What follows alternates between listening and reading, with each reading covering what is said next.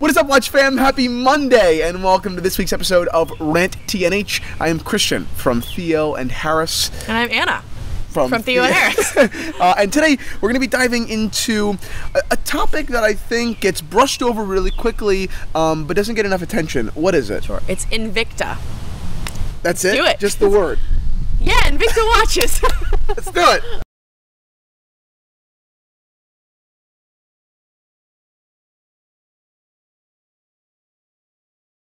A wristwatch check. What are you wearing? Again, I'm wearing my pull router on a TNH Sark strap. I think who was the designer of this watch? Gerald Genta. You may have heard of him, may have heard of the Royal Oak. I may have heard of him. You may have, I am also wearing a Genta design, something from 1972, the Royal Oak. I believe we just released an episode of Liquor Run with my old man about the Royal Oak. Just Friday. Really, what it is, why it is so remarkably important, why I think it's probably one of the best stories in the world. Yeah, and it's funny that he designed this a few years before that, but that he did Well, he was a kid when he designed that. Yeah, it was really interesting stuff. And he designed both of these. They're very different. All right, so take the floor. All right, so today we're going to get into the history of Invicta. They're one of the biggest companies right now for mainstream watches. We're going to just look at some of their pieces. They have a lot to offer. Look at some of the details, look at the price range, some designs, and see, what actually do they have to offer? Why are they so successful? Why are they so popular? And see if it's worth it. All right, So Invicta was founded in 1837. Their basic principle was to make fine timepieces at modest prices, and that's something that they still hold today. Okay, interesting. It's funny because Invicta really is a company that seems like a manufacturer of new watches with no real heritage, and we'll get into why I have that impression so much. Right. But we've actually even offered, I believe, one Invicta in the Theo and Harris watch shop in the past. I believe like a 50s chronograph, a really beautiful watch. But when I released it, it was funny because, there were people that couldn't believe that everyone couldn't believe that this beautiful watch, small, modestly designed, original design, right, was an Invicta. Right, exactly. In 1959, the USSR actually commissions Invicta to make watches for the Navy. Okay. So I don't know if we've seen any of those models, I haven't. But that was something that was pretty big for them because they sort of faded out. They were just doing really small production stuff. And then in the 70s, they were hit pretty hard by the quartz crisis, which like everybody else. Right, like so many brands were. In 1991, some descendants of the brand officially reestablished again, like fine Swiss timepieces at modest prices. It did die off. It died off for sure in the 50s or late 50s, 60s. They had that commissioned by the USSR, but they were really hit hard in the 70s by the quartz crisis, 70s, 80s. So they were revived in the early 90s. Exactly. Which kind of makes sense now looking at their watches. They did in many ways probably abandon most of what, was traditionally their brand. Right, and because it wasn't someone, I don't think it was someone who worked directly with the brand before who reestablished it. It was more of like the idea of what the brand stood for as opposed to original design. And just a name.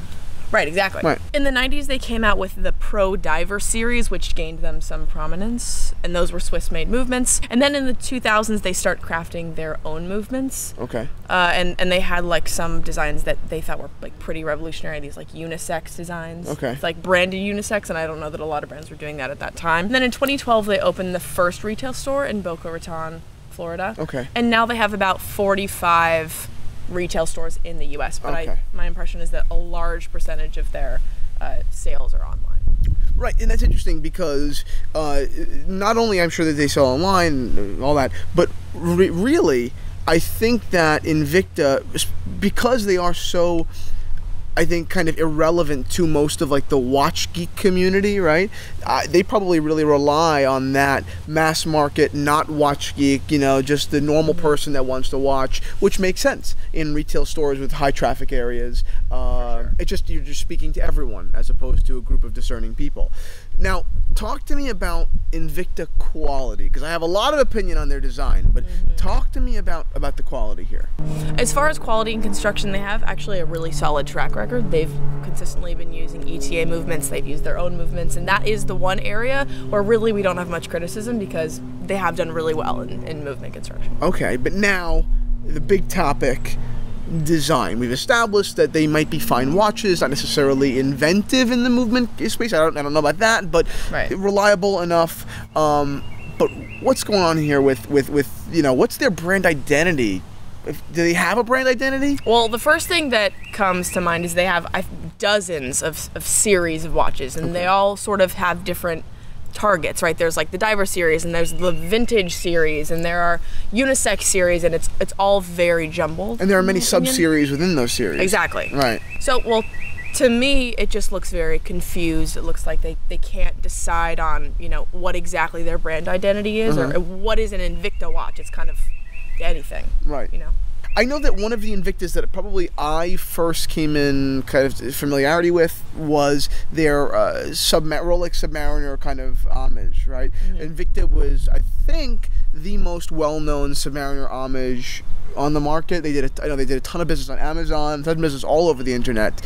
It was, hey, if you want to watch it looks like it, only got a couple $100, come to Invicta. That's like the brand synonymous with that. So for me, obviously they get a 0 for creativity, but that's not necessarily a big problem if the price point does not demand, as long as they have no delusions about what they're bringing, Right. I have no problem with that. Homage watches are fine in my book, as long as, you're not charging any premium for design, Right. That's fine. But do they do anything original? What is original Invicta at this point? First of all, take a look at how many collections they have. We have the Akula, the Angel, the Artist, the Aviator, the Blue, the Bolt, the Character, the Coalition, the Cordoba, the DC, the Disney Limited Edition, the DNA, the Elite Diamond, the Excursion. Holy shit. This is ridiculous. I would keep Any reading letter this. of the alphabet. But this is unbelievable. The Lupo, the Marble, the Object, the Pro, the Reserve, the Russian. This is ridiculous. Right. Holy shit. I mean, wow. This is crazy. I had no idea, really. I thought that Invicta was just, Submariner kind of homages. So let's look at a couple of these here. Let's take a look at this, the Excursion. Wow, that is ugly. Something. Fuck. Wow. Jesus. Okay. So we've got it's a chronograph with, in my opinion, what is a bit of a ridiculous design here. Oh God, I mean, Yeah, that is. It's very ugly. confused. Yeah, I think it's very ugly. Wow, $1,700. Wow, that is crazy. How big is it? 57. 57 millimeter That case. alone, if the design was gorgeous, that size to me is so offensive that. And how about this? The Jason Taylor. I don't know who that is. I'm embarrassed, but these are these are. There are just so many 50 collections that the milliliters. brand looks confused, but even the designs just don't make sense often. I mean, what is that bezel? What are hate these to, colors together are bad? I always hate to, insult anyone. Designs, in my opinion, these designs are quite ugly. And this is funny. I mean, even if you look into their quote-unquote vintage collection, it's got nothing to do with vintage. I mean, literally nothing. You've got jumbled designs that are basically irrelevant. Something like that. What is yeah, that? what about this is vintage? Nothing. I mean, maybe the Breguet hands, but beyond Breguet hands, nothing here looks. I mean, these look like cheap Kickstarter watches. Wow, this is terrible. All right, so we've looked at, a dozen of the watches. We've looked at the collections. What is your opinion about Invicta as a brand? Well, let's just look at the designs for a second. I mean, I personally think that they are very ugly. I have no problem with homage watches, but this brand seems to be like. I'm having a hard time placing my insult here. I'm having a hard time kind of saying what it is. They definitely seem confused. They seem almost vulgar in design. They're definitely gaudy. I don't see any connection, even in their vintage collection, to the old, Invicta. To me, it seemed totally dissimilar. I know this is a matter of opinion. Like, it's not so much factual. Right. But I think that this is a real dog shit brand. I do. I mean, I wouldn't want to own something so associated with the name with a collection of 85 ugly, ugly, ugly watches.